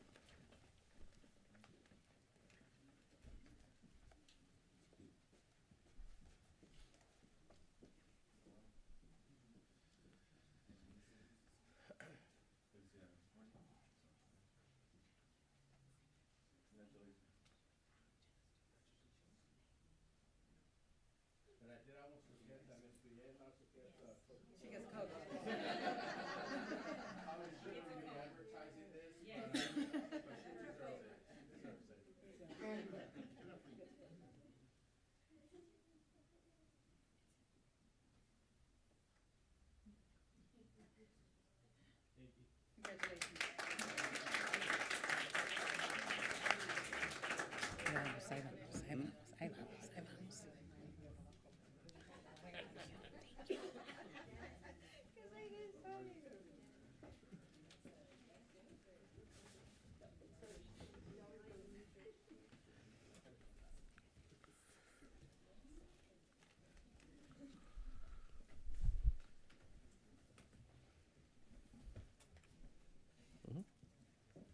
Sigue.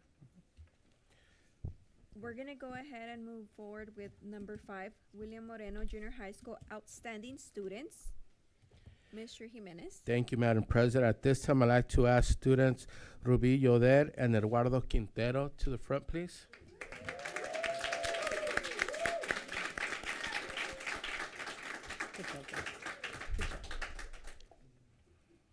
So these are our Willie Moreno Aztec Outstanding Student Awards. And we'll start with Eduardo Quintero. Eduardo is an outstanding 8th grade student who excels both academically and extracurricular activities. As an active member of ASB, he demonstrates leadership, responsibility, and a genuine commitment to making a positive impact on his school community.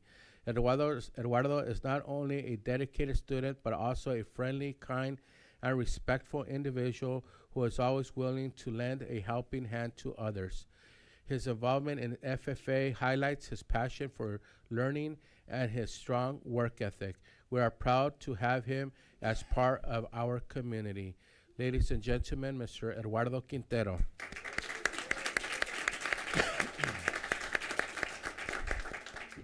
And now, Ruby Yoder. Ruby is an exceptional 8th grade student who brings joy and positivity to everyone around her. As an active member of ASB, she demonstrates leadership and a strong commitment to making her school a better place. Along with her friendly and outgoing personality, Ruby excels academically, consistently earning high grades, and shows dedication to her studies. Ruby's balance of academic success and warm-hearted spirit truly makes her stand out as a wonderful student, compassionate leader, and good friend. Thank you for being a great example of Willie Moreno Aztecs. Ruby Yoder.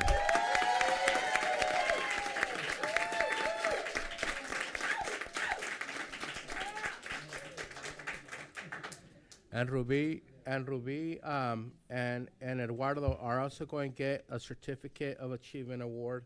They're also going to get the Historia of Calexico Award.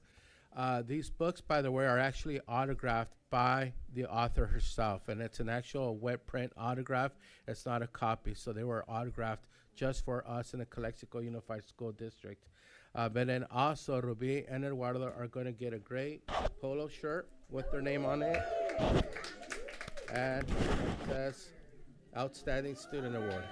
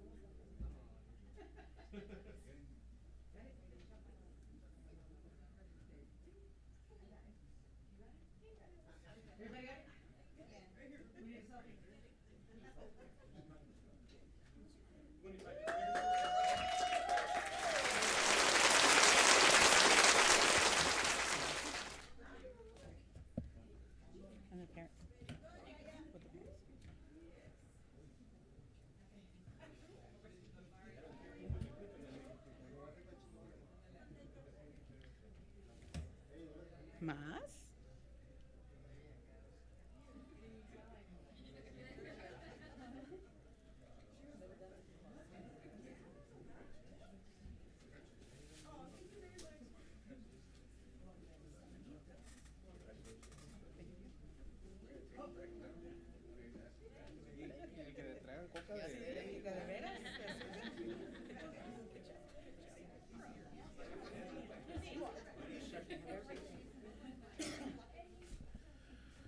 So thank you so much.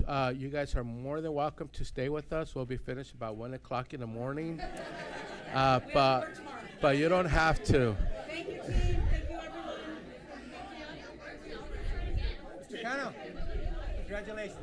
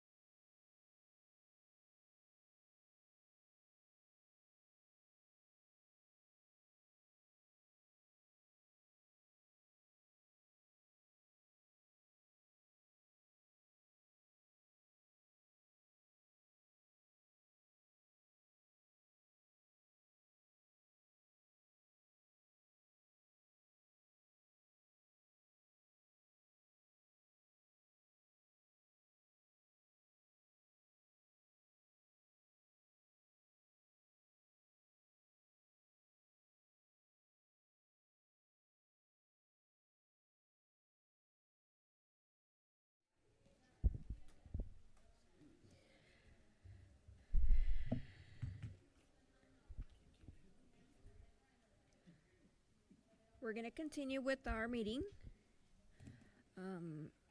H, comments from the public. The board will take any and all comments from the public related to an item on the agenda or any item of district business that is not on the agenda. We don't have any comments. I, consent agenda. All items appearing will be acted upon one motion without discussion unless any item is pulled for separate consideration and action. Move for approval. Motion by Mr. Contreras, second by Mr. Pacheco. All those in favor say aye. Aye. Aye. Oh, everyone together. That sounded really nice. J, information items. Number 1, superintendent's report. Thank you, Madam President. If so, Alex, I'll ask you to click through the presentation.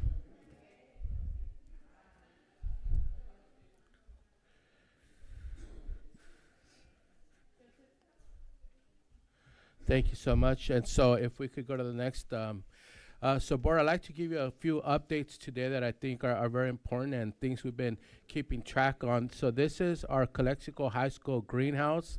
It's in its final phases of completion. You can see that the walls, the doors, the roofing is in, the extractor fans are in. Alex?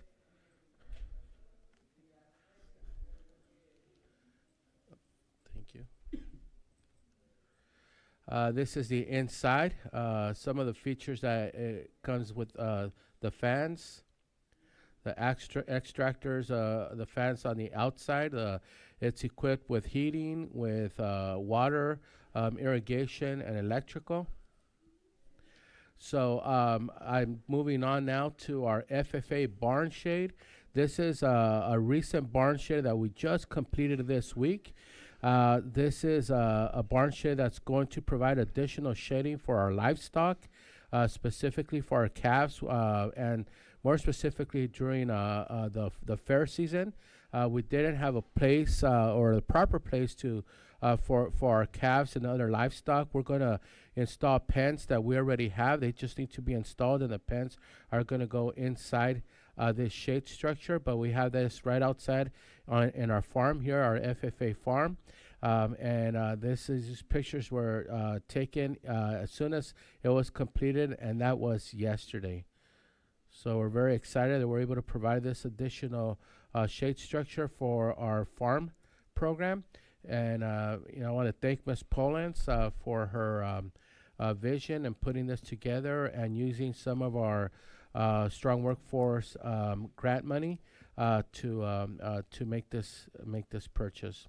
Another update is our A4 building flooring. Again, final phase. As you can see, this is the very high quality rubber flooring that's it's extra.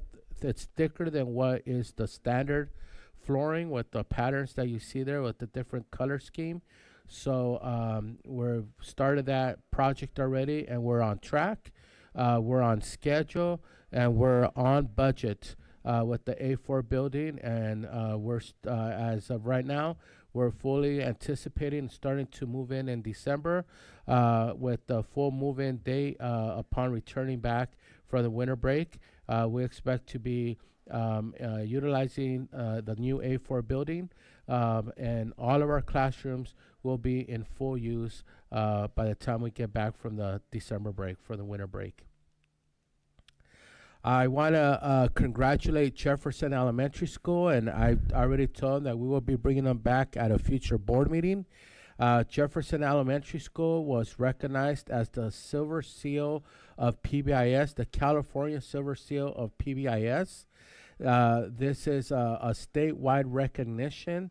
It's the first one in Calexico Unified School District, and right now we're the only school in the valley to have been awarded, or this year we were the only school in the valley that was awarded this recognition. So I want to congratulate Ms. Fisher, Ms. Segura, and all the teachers, the staff, the classified staff, our parents, and our students, because really PBIS is a village village effort. It's a whole team effort.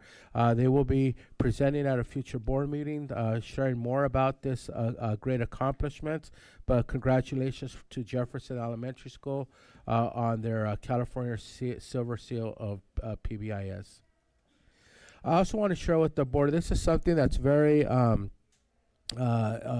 think, very important and something that I'm very proud of, to share that effective December 2nd, we're going to start offering for the first time bus services for Aurora High School.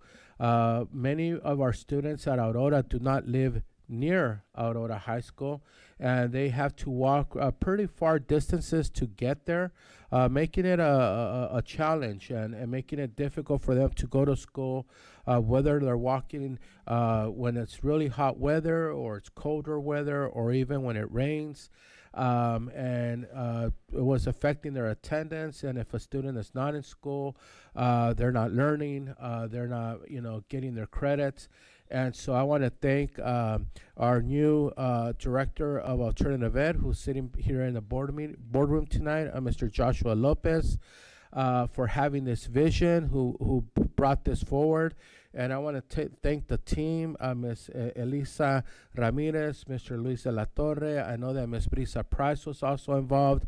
And, of course, Mr. Dario Espinosa, our supervisor of transportation, who all came together as a team and put this together. So you can see the schedule up there that we'll be picking up kids, our students from Aurora High School, from Cesar Chavez, Rockwood, Kennedy Gardens, Calexico High School, and facilitating their journey to go to school and complete their high school diploma and graduate from high school. So I'm very, very proud of this endeavor, and it's I think it's going to be a game changer for a lot of our kids who were having a very difficult time traveling farther than a mile or 2 or 3 to get to school, and many of them do not have a car, or sometimes do not have someone who could take them to school, and had to rely on walking farther distances.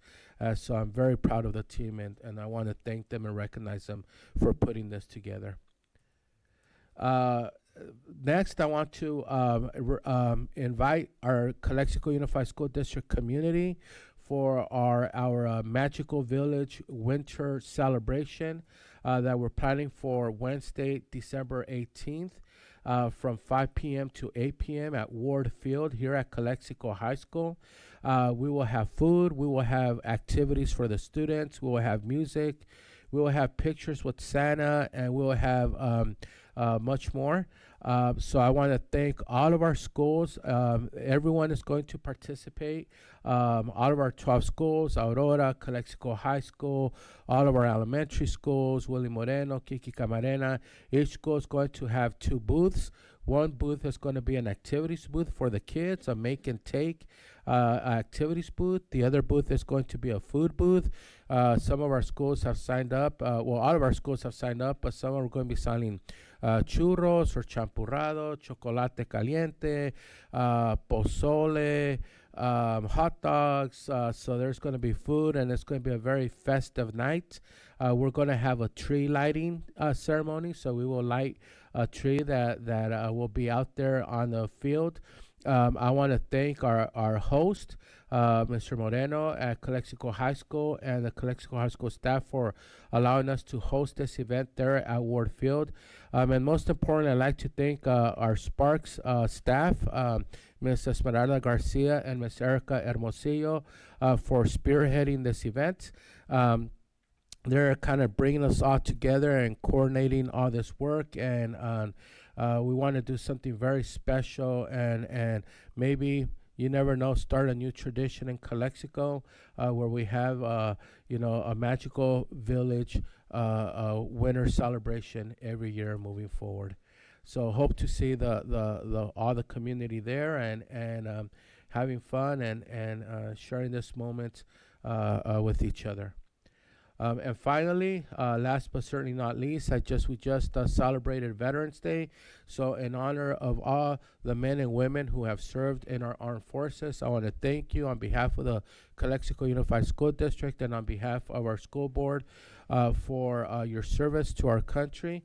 I know it's a little bit late because of when we're having this board meeting, and Veterans Day was a couple weeks ago, but happy Veterans Day to everyone. Thank you, Madam President. Thank you, Mr. Jimenez. Number 2, ROP Committee. Yes, good evening, everyone, and thank you for joining us tonight. IVROP update for the last month. The career specialists for IVROP continue to work with not only our high school students, but also our junior high and some elementaries. Some of the activities they had this month, we had 6 FFA students attend the CTE leadership training on October 18th. We had some community guest speakers that came in to present on October 23rd to 75 business and finance students at Calexico High. They had 17 business and finance students attend a work tour at Sun Community on October 24th.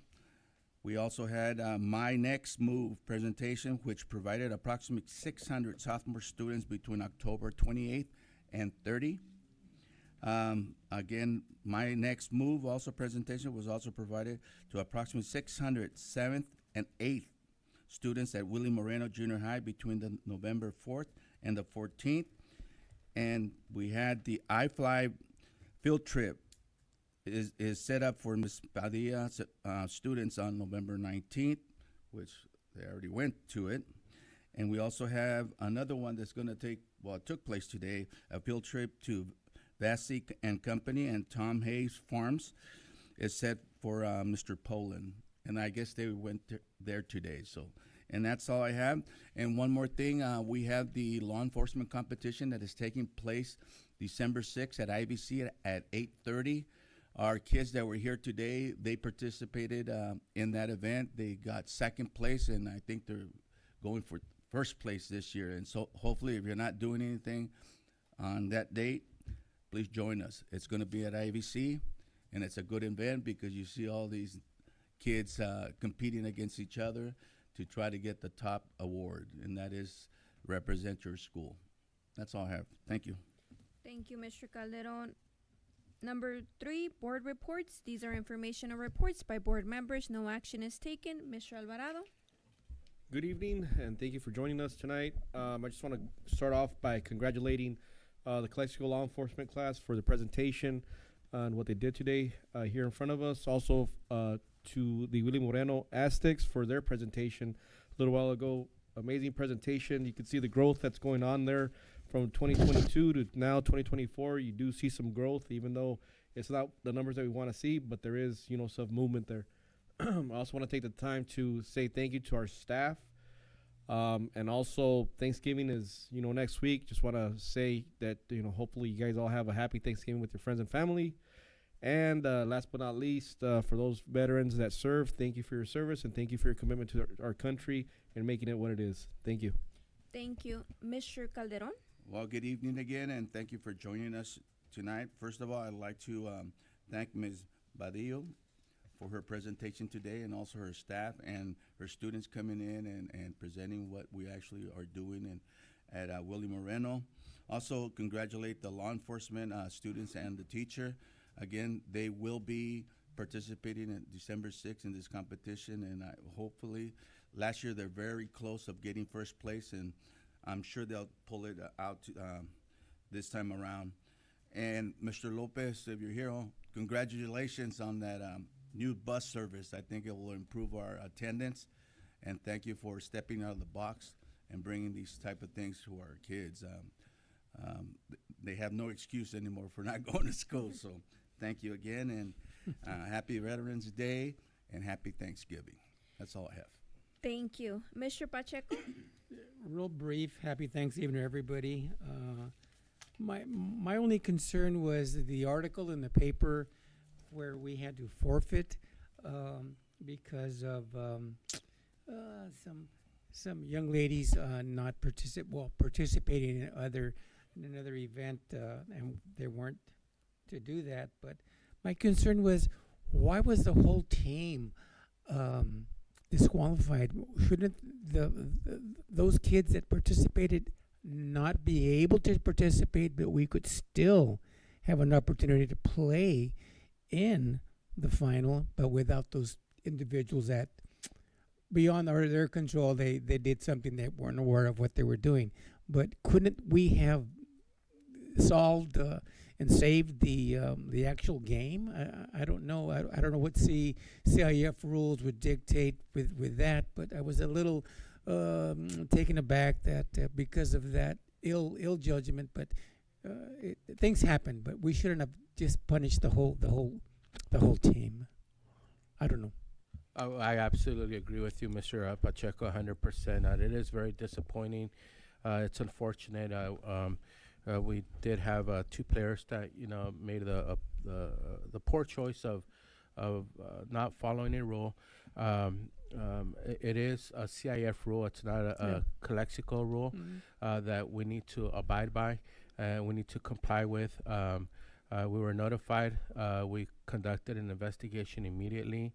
The investigation uncovered that this had happened, and above all else, we're always going to work with integrity and honesty and responsibility, and we had to comply with the rules. And so unfortunately that game did have to forfeit. Had it been earlier on in the school year, we would have forfeited the next game or however many we needed to and been able to come back. But because it was already during the playoffs, finals. it was sudden elimination, so there was no game beyond the next game to come back to. So it happened. It's unfortunate that it happened, but I do agree with you that it, but as I stated in my response, the article, that we're very proud of our team. We're going to learn from this and get ready and come back strong. We'll move on. Yes. Yeah. Well, just for and I'm dating myself, that rule existed back in the 80s, in the 70s. So. Thank you, there. Mr. Pacheco. Mr. Contreras? I just want to thank everybody that did their presentation today, especially the law enforcement program and the Willie Moreno, the CBP chief that was in attendance, Ms. Acuna, for taking the time and being able to come in and support the programs that they're sponsoring through the Border Patrol. Also, I wanted to thank the Mr. Humbert Felix from Aurora, who brought their students to serve at the Veteran Services, cleaning out the cemetery with the Calexico Baja Runners, and then setting up the flags on that Monday early morning. They did an excellent job, and it's always something to pay back into the community. They had approximately about 20 plus kids attending, 22 kids attending, and so this is like the second time that Mr. Felix brings them over to help out, and then they're always learning something new. Thank you. Thank you, Mr. Contreras. Myself, I want to go ahead and thank Mrs. Badillo and Ms. Arellano again for the great presentation, and all the Willie Moreno staff. Also the FFA team, awesome presentation. Thank you so much for the plant. And I do want to mention this again. The times I visit Willie Moreno, I see how they manage and supervise. They have like all the staff is on point, leading the children, the students. I also want to thank the Calexico High School robotic class. Thank you for the letter and the picture. It's beautiful. And also thank the veterans for their service. That's all. Before we go, I don't know if no one mentioned it, but I just want to mention is that we all got this postcard, or is it a Christmas card? I don't know. It's a thank you. It's a thank you card. And it was from the robotic students. And you know what? Ultimately, this is what this board stands for. Always doing what we can or the best for our kids and to make them, get them ready for the next level. I mean, we got robots being sold now to do all your work at home and everything. So I think this is important. But again, I'd like to thank not only the teacher, but also the students for taking the time and sending us these cards. And that's all I have. Thank you. Okay, action items, consideration and action approval of the following items. Number 1, agreement between Calexico Unified School District and Medic First to provide CPR, AED, and first aid training to Robert Morales adult students in the medical assistant clinical class. So moved. Second. Motion by Mr. Calderon, second by Mr. Alvarado. All those in favor say aye. Aye. Aye. Number 2, agreement between Calexico Unified School District and Medic First to provide CPR and AED and first aid training for Aurora High School fire science students and staff. Move for approval. Second. Motion by Mr. Contreras, second by Mr. Calderon. All those in favor say aye. Aye. Aye. Number 3, agreement between Calexico Unified School District and Rosetta Stone LLC for digital licenses for Calexico High School Language Lab for English learners for 2024-2025 school year. Move for approval. Second. Question. Go ahead. Yep. Again, Mr. Jimenez, we're going out and buying something that the public can buy. Why don't we just address the issue and let's look at that LPAC and break it down? It's just listening, speaking, reading, and writing. Let's focus on those 4 areas and pick the weaknesses, and let's get the students that are weak in those areas and attack those areas. We have curriculum people, we've got vice principals at the high school helping out because we thought they needed the help. We have EL coordinators, we have ELD people. Why can't we come up with a program? Why are we buying stuff that anybody can buy? It's not. This is not even geared for education. I'm sorry. The focus is, our focus is academic growth. We need to put these people. I'm sorry.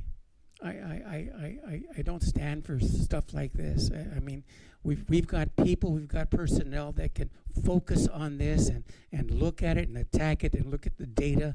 And let's look at the listening, speaking, reading, and writing. Let's work on it. Let's get to work. We can't be complacent about this. I'm sorry. No, thank you, Mr. Pacheco. I appreciate your remarks. This is for our after-school language lab. So, one of the things that we need to differentiate is the work that we do during the school day and the curriculum and the books and the lessons that we're using during the school day in the classroom, and then the work that we're doing, after school. We can't, utilize the exact same books or materials, that we're using during the day as, the ones that we're going to use, after school. So it's a program that, we work with the teachers on this to utilize in the language lab, which we created for Calexico High School to provide that additional support. We are, going to your program about dissecting it and drilling down on the standards and drilling down on the on the learning, right? And we're doing a lot of work with that. Our staff, our educational services department, our teachers, our principals are really analyzing that work. But like I said, this is a supplemental program after school in our language lab for kids who are attending this program. I understand that. Yeah, and this was something that was mentioned prior, that we couldn't be utilizing the same curriculum during school hours and after school hours. So that was that's where we have to differentiate. And on here it states, it's for the after school program. So we do have to be cognizant of that and just make sure that what we're looking at and what we're approving. And for me, if it's something that they're asking for and it's something that's going to help them out, I'm all for it. It's for after school program. It's not during the curriculum. But like, Mr. Jimenez said, that is something that they're going to take a dive into and look into and dissect it, then I'm good for that also as well. No, but this is for newcomers program, 9 to 12. Then after school, they can use it in addition. So they're using this during the daytime, during class time. That's my concern. If I'm reading it right, it says support language acquisition for our newcomer student population, grades 9 and 12. In addition, this program can be used by students in a lab. All right, so Ms. Ramirez will, Assistant Sup of Ed Services will. Good evening, Lisa Ramirez, Assistant Sup of Educational Services. This is going to be a project for one of our teachers. She's going to be doing this after school, and she's going to be doing rotations of newcomers. So this is entirely an after-school program. And one of her stations is going to be a Rosetta Stone, but then she will have her own station where she's doing direct teaching to students, and every group is going to have a different activity. So this is completely after school. It's not being used during the day. Thank you, Ms. Ramirez. So we had a motion by Mr. Contreras, second by Mr. Calderon. All those in favor say aye. Aye. Aye. No. Number 4, agreement between Calexico Unified School District and A1 Golf Carts of El Centro for on-call repairs and maintenance for all golf carts district-wide. So move. Second. Motion by Mr. Pacheco, second by Mr. Calderon. All those in favor say aye. Aye. Number 5, agreement between Calexico Unified School District and Cone Inc. for maintenance service to the elevator equipment in the A2 and A3 building at Calexico High School. So move. Second. Motion by Mr. Alvarado, second by Mr. Contreras. All those in favor say aye. Aye. Number 6, agreement between Calexico Unified School District and the California College Guidance Initiative, CCGI, for K-12 data sharing and services. So moved. Second. Motion by Mr. Calderon, second by Mr. Pacheco. All those in favor say aye. Aye. Aye. Number 7, agreement renewal between Calexico Unified School District and Navigate 360 LLC for PBIS rewards platform for Enrique Camarena Junior High School students. So move. Second. Motion by Mr. Pacheco. Mr. Pacheco, second by Mr. Contreras. Contreras. All those in favor say aye. Aye. Number 8, agreement renewal between Calexico Unified School District and Planet Bids to provide bid and pre-qualification management software services. So moved. Second. Motion by Mr. Calderon, second by Mr. Contreras. All those in favor say aye. Aye. Number 9, agreement renewal between Calexico Unified School District and Fruit Group for the lease of new copier district-wide. So moved. Question. Second. Go ahead, Mr. Pacheco. Was this bidded? Did we put out a bid for this? No, this is, the one with Fruit Group is, I believe, a, agreement renewal. This is, the company that we currently already use. Yeah, I understand. And then actually, I could have Mr. De La Torre provide a little bit more information on this. This is actually a cost savings for us. So if Mr. De La Torre could approach the podium and provide a little bit more information. Yeah, absolutely. Good evening, Luis de la Torre. Thank you. Yeah, we're renewing this lease. We work with the Food Group, and there's a Food Group representative here with us today, so thank you for being here tonight. We put a big task on them. We asked them to review utilization throughout the school district. They took a look at all of the usage that we have. We're actually going into a contract that for the end user, they're going to continue to have the same type of performance that they had before. They won't be able to tell the difference, but we're actually going to machines that are going to be more cost efficient for us. Overall, this contract is less than a 2% increase from the previous one, and there has been a cost increases and everything. How many copiers is in the contract? Yeah. So, and we really asked them for their help to make sure that we really took a look at utilization, and they made some great recommendations. Thank you, Mr. De La Torre. So there was a motion by Mr. Calderon, second by Mr. Contreras. All those in favor say aye. Aye. Aye. Aye. Number 10, memorandum of understanding between Calexico Unified School District and Legacy MD Medical Group, Inc. for Robert F. Morales students externship. Yeah, externship program. So move. Second. Motion by Mr. Alvarado, second by Mr. Contreras. All those in favor say aye. Aye. Aye. 11, memorandum of understanding between Calexico Unified School District and Benchmark Education for transitional kindergarten teachers and dual language teachers for professional development. So moved. Second. Motion by Mr. Calderon, second by Mr. Contreras. All those in favor say aye. Aye. Aye. Number 12, Memorandum of Understanding between Calexico Unified School District and West ED to administer the California Survey System for 2024-2025 school year. So moved. Second. Motion by Mr. Alvarado, second by Mr. Calderon. All those in favor say aye. Aye. Aye. Aye. Number 13, denial of claim, Cristela Villalobos versus Calexico Unified School District. So move. Second. Motion by Mr. Pacheco. Mhm. Second by Mr. Contreras. All those in favor say aye. Aye. Aye. Number 14, appointment of Jose A. Guillen as the classified employees appointee to the Personnel Commission of Calexico Unified School District for a 3-year term, 2024 to 2027. Second. It was a motion by Mr. Calderon and second by Mr. Alvarado. All those in favor say aye. Aye. Aye. Number 15, resolution approving second amendment to the agreement between Calexico Unified School District and Verizon Wireless for wireless communication. Move for approval. Second. Motion by Mr. Contreras, second by Mr. Alvarado. Alvarado, Yes. Calderon, Yes. Pacheco, Yes. Contreras, Yes. myself, yes. Number 15, resolution approving second amendment to the agreement between Calexico Unified School District. Wait. Okay. Number 16, resolution regarding disposition of surplus asset, non-asset classroom furniture at Rockwood Elementary School. Move for approval. Second. Motion by Mr. Contreras, second by Mr. Calderon. Alvarado, Yes. Calderon, Yes. Pacheco, Yes. Contreras, Yes. myself, yes.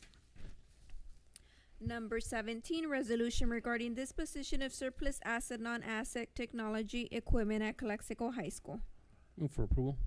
Second. Motion by Mr. Contreras, second by Mr. Alvarado. Alvarado, Yes. Calderon, Yes. Pacheco, Yes. Contreras, Yes. myself, yes. Number 18, resolution regarding disposition of surplus asset, non-asset technology equipment at Cesar Chavez Elementary School. Move for approval. Second. Motion by Mr. Contreras, second by Mr. Alvarado. Alvarado, Yes. Calderon, Yes. Pacheco, Yes. Contreras, Yes. myself, yes. Number 19, resolution regarding disposition of surplus personal property at technology equipment at Cesar Chavez Elementary School to be donated to the Rotary Club El Centro. So moved. Second. Motion by Mr. Alvarado, second by Mr. Contreras. Alvarado, Yes. Calderon, Yes. Pacheco, Yes. Contreras, Yes. myself, yes. Number 20, resolution regarding classified layouts at the conclusion of the 2024-2025 school year. So Move for moved. approval with the comment. It was a motion by Mr. Contreras, second by Mr. Alvarado. Go ahead, Mr. Contreras. Yeah, so this is for us to work on the right sizing of the school district. As I understand it, none of these positions are currently being filled by any employee, and we are just moving them from the books out, right? That is correct, Mr. Contreras. All these positions are vacant. Some of them have been vacant for years.